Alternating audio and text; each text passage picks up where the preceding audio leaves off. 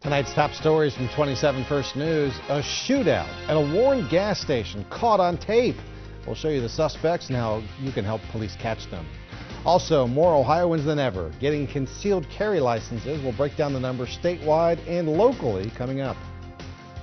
And I'm Jerry Ricciuti. Our camera is the only one at the scene as a man and woman are arrested in Canfield on child rape and assault charges.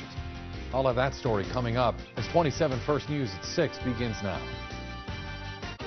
Dave Sess and Teresa Weekly on WKBN 27 First News, where your news comes first in high definition. Good evening. Thanks for joining me. Teresa's off tonight, and we will begin with disturbing details of an alleged child rape case in the Canfield area. Now, Jerry Ricciuti was the only reporter on the scene when the suspects were taken away in handcuffs. You'll see him. He joins me here now. He's getting in the studio. He's got some more details. Dave, these allegations date back roughly the last 2 years, but the detective handling this case tells me the alleged victim claims he was assaulted as far back as he can remember. Mahoning County Sheriff's deputies lead both Jeffrey Evans and his girlfriend, Lisa Tim, away from the woman's home off Route 62 in Canfield. Both were indicted Thursday in the alleged rape and sexual assault of Tim's now 7-year-old grandson. Detectives say they first learned of the accusations last March when the boy's father filed a complaint.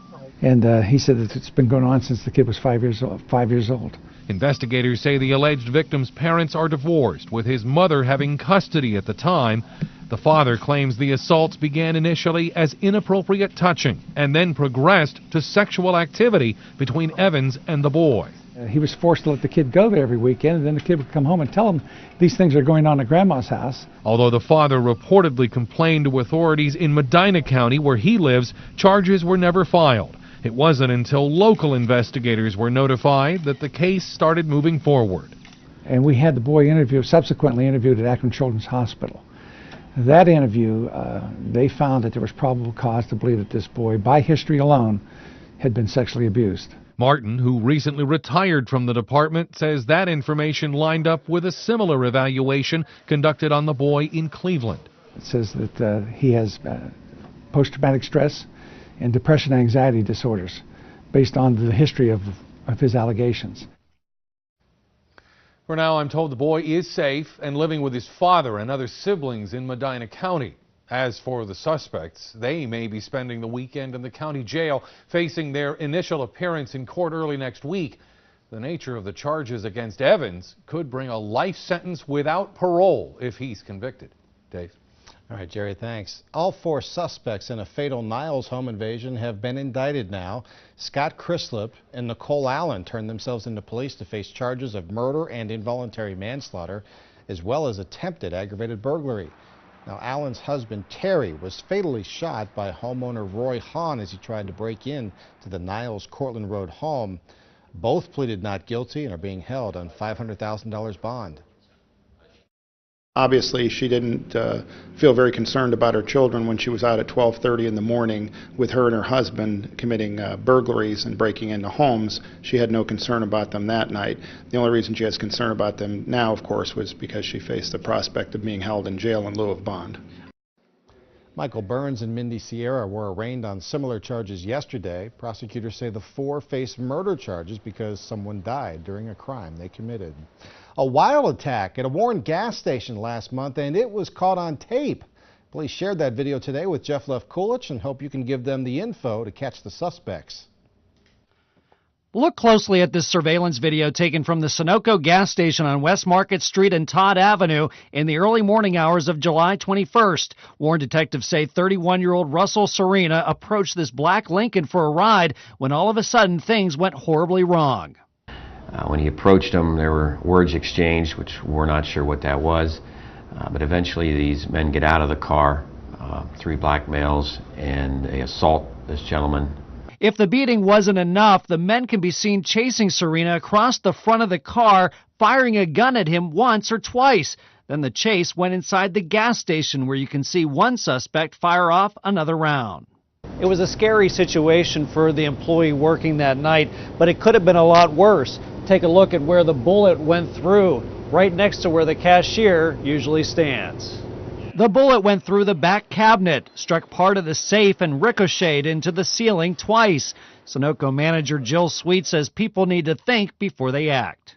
But nonetheless, I have 10,000 gallons of gas underneath ground. If they were to hit the pumps or anything in the store for that matter, it could have caused an explosion, a fire, or they could have killed somebody. So it's scary. Detective Mackey says these individuals need to be found before they strike again. I didn't seem to care where those bullets went.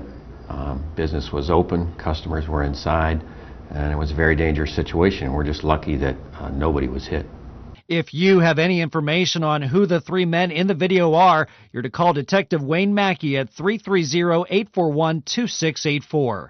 In Warren, I'm Trumbull County Bureau Chief Jeff Left Coolidge, 27 First News. All right, you can get a closer look at that video. We've got the whole thing posted on our website. You can check it out at WKBN.com.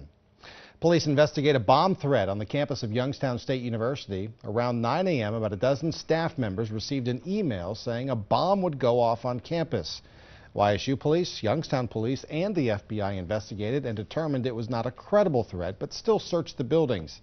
Activities were not interrupted. Now, students, faculty, and staff were notified by the campus-wide alert system. Well, communications in a time like this is very important to make sure that everyone knows what's going on so that we don't have any sort of panic or anything along those lines. And so the system that we have in place is very effective. Summer classes are still in session. Fears of a chemical exposure forced the evacuation of more than 24 children at a daycare near Akron this morning. It was because of a fire that broke out just after 9 o'clock at a nearby trucking company in Copley. Now, the kids were then taken to the high school where their parents picked them up.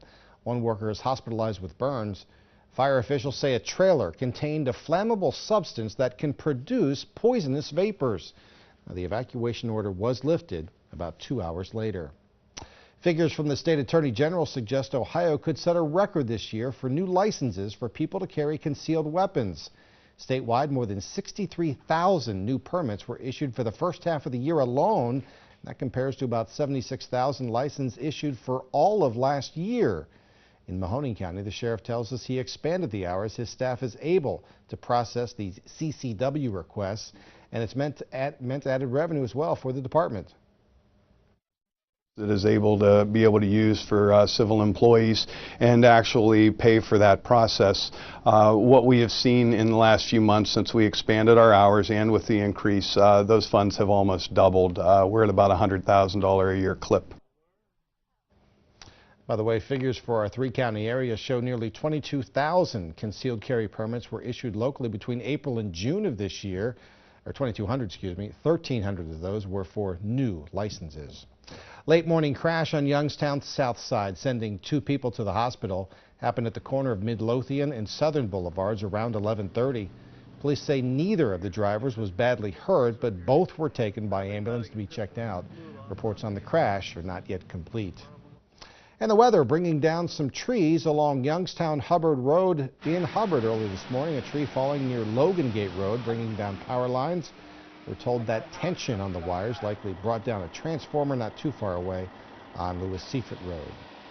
Rain's gone, the sun came out. Let's check in with Don, see what the rest of the night holds. Well, we're looking good, Dave, for some nice weather right on through the weekend. Looks like our next chance of any serious rain or thunder comes Monday afternoon into Monday night and Tuesday. But some cool air across the warmer waters of Lake Erie could trigger an isolated sprinkle over the weekend, but barely worth nothing more than just a mention. Let's start at 7:30 this morning. You talk about a gloomy morning, huh? With the rain around, and it was not till after lunch. Then we got to see the clouds begin to thin out as high pressure takes control. The cold front by that time, well to the south of us, there comes a little blue sky showing up, and we're looking good for a pleasant evening. Less humid air will arrive overnight and be with us right on through the weekend as well. And my 7-day forecast coming up in just a few minutes. Dave? All right, still on the way. Rescue dogs being tested this weekend in Mercer County. We'll take you to the training, tell you why one particular breed stands out when it comes to water rescue. And the season may be over for Steelers wide receiver Plaxico Burress. Ryan will have details on his injury later in sports.